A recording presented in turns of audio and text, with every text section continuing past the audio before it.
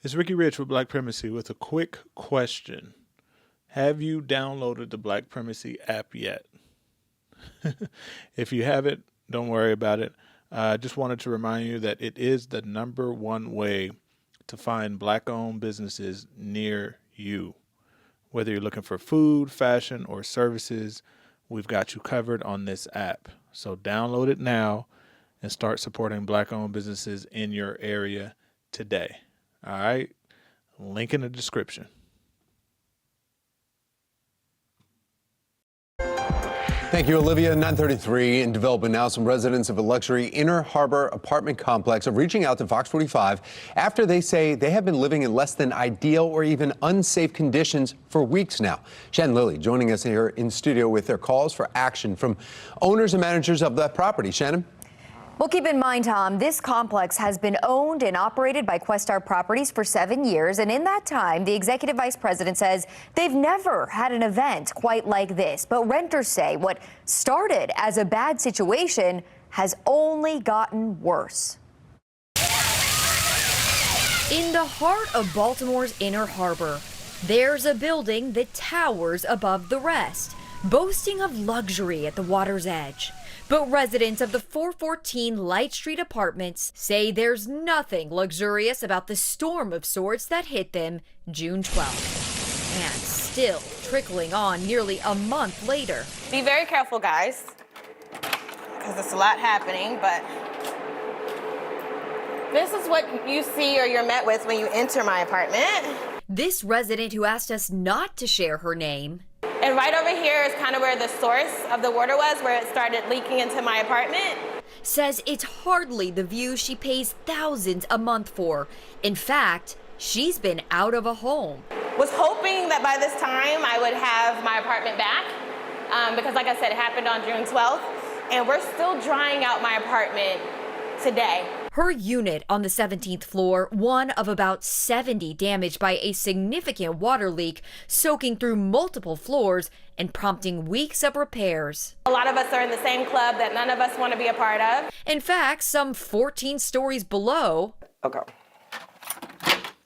Sophia McCormick's unit also not spared. You can come in and then see that all the drywall has been removed here. All the flooring has been removed in my entire apartment. But beyond the exposed outlets, holes in her ceiling, and hazards for both her and her 16-year-old dog.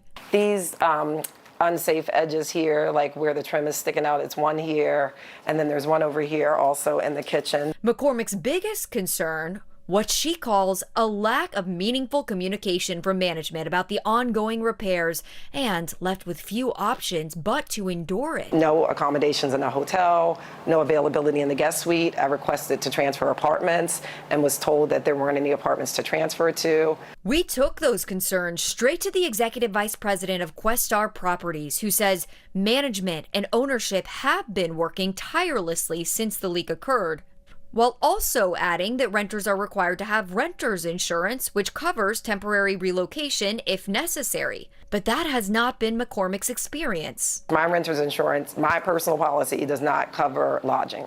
She says that's especially the case given management does not deem the damaged living spaces to be uninhabitable. But when we asked what would constitute as uninhabitable, the company, with no formal definition, citing each case as unique. I would like to know what that would look like for it to qualify, because I'm missing baseboards. As you can see, I'm missing walls. I have no flooring. I don't have the ability to be here safely, and I'm concerned about my well-being. She is now planning to take this fight to court over rent payments she believes she should not owe. Meanwhile, for McCormick, You know, we live in an apartment community because we want easy living. but she says it is a far cry from the effortless day-to-day the company promotes online. To this moment, I don't have any information on when it's going to be completed. And so I just decided that I can't live like this, open-ended. And so I'm moving out in 2 weeks. Well, in response to our questions about repair timelines, the executive vice president says they intend to finish in the next several weeks and will provide updates to each resident in the coming days. In fact, some residents have received word, guys, just yesterday that the restoration process will begin tomorrow at long last. I'm Shannon Lilly reporting in the studio, Fox 45 News. All right, I hope you enjoyed the video. Please check out the other content that we have on this channel. But before you go, I wanted to remind you again not to forget to check out the Black Primacy app. It is the best way to connect with Black-owned businesses near you. They need your support. We need your support. Link in the description.